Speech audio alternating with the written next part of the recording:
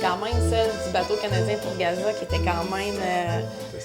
quand même quelque chose de... J'ai jamais vécu une expérience militante aussi émotionnellement prenante. On était en Crète et bon, on avait fait l'acquisition d'un bateau pour se rendre jusqu'à Gaza et on était dans un hôtel, tout le monde. On s'appelait le ABCD Tour Group parce que là, il ne fallait pas que ça sache qu'on était là pour ça. Le bateau avait l'air d'un bateau comme tant d'autres et on ne voulait pas médiatiser notre présence en Crète. Alors bonjour, je m'appelle Marie-Ève Rancourt, je suis avocate et déléguée de la Ligue des droits et libertés sur le bateau canadien pour Gaza.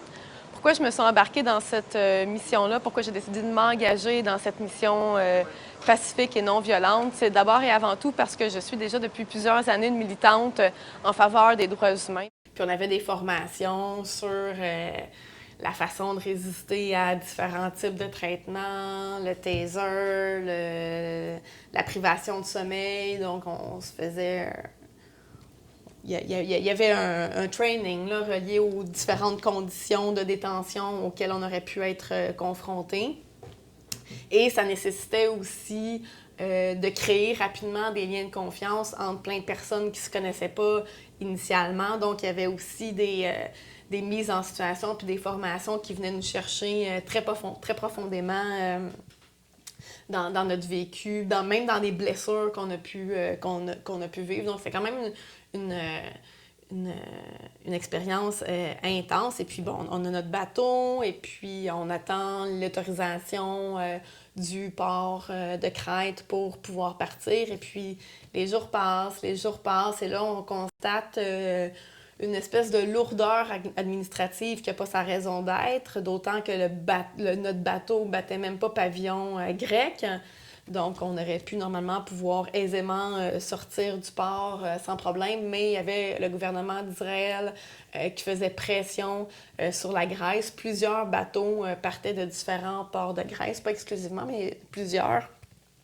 Et on a rapidement réalisé que, dans le fond, le gouvernement grec ne laisserait pas partir. Parallèlement à ça, il y a des bateaux qui étaient situés ailleurs qui ont été sabotés. Et ça, c'était quand même intense parce que c'est l'hélice qui se trouve dans l'eau du bateau qui a été scié. Donc, on parle de soudure sous-marine. Donc, là, il y avait des surveillances nuit et jour du bateau. On faisait des plongées matin et soir pour aller examiner la coque du bateau pour s'assurer qu'il n'y avait pas eu d'engin explosif qui aurait pu être apposé le long du bateau. Donc, c'était vraiment intense. Le niveau de sécurité était très élevé autour du bateau. Puis là, à un moment donné, compte tenu que le gouvernement grec ne nous laissait pas partir, on a décidé de publiciser notre présence. Donc, on met nos bannières sur le bateau, conférences de presse, on essaye de mobiliser la population locale pour nous appuyer. Mais malgré ça, il n'y a rien qui se passe. Alors, un moment donné, on décide de partir quand même. Donc, il y a une réunion avec tout le monde, tous les participants. Êtes-vous d'accord, êtes-vous pas d'accord? On échange là-dessus. La façon dont le bateau... une fois qu'on est rendu public, ils ont mis des bateaux de la garde côtière, des gros bateaux de la garde côtière immédiatement à côté de nous qui nous surveillaient 24 heures sur 24 pour évidemment pas qu'on quitte.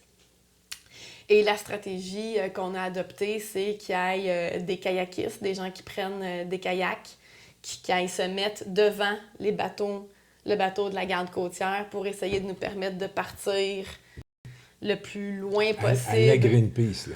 Oui, pour essayer de nous permettre de sauver, dans le fond, sans que la garde côtière nous attrape. Puis, dans le fond, l'idée, c'est de se rendre en eau internationale. Puis, une fois qu'on est en eau internationale, on est correct. Tu sais, c'est quand même...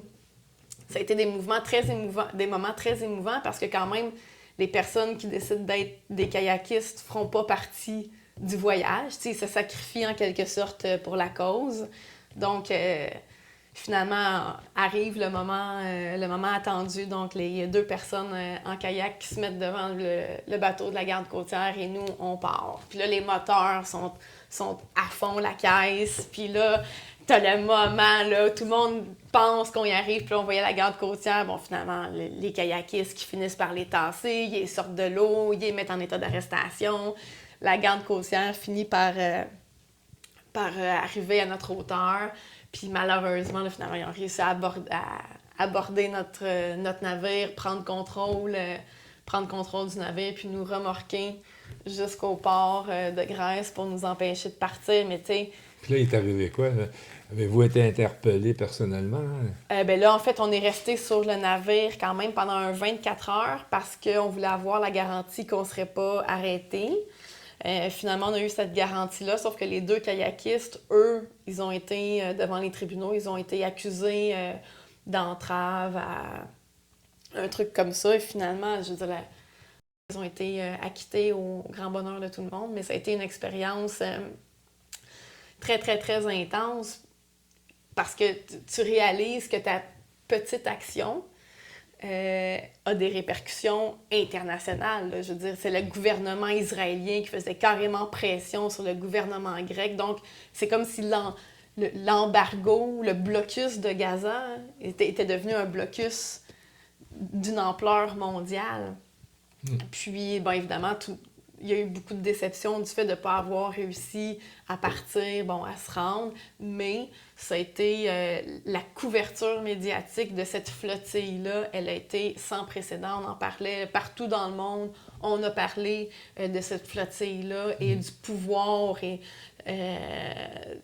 des énergies mises par l'État d'Israël pour empêcher les gens de se rendre à Gaza. Et ça a permis de parler de la réalité à Gaza comme jamais on en avait parlé auparavant. Et ça a quand même été quelque chose d'intéressant, même si aujourd'hui la lutte doit se poursuivre puisque le blocus est encore le même, mais il y a eu une sensibilisation, il y a eu une éducation politique qui a été faite grâce à cette action-là.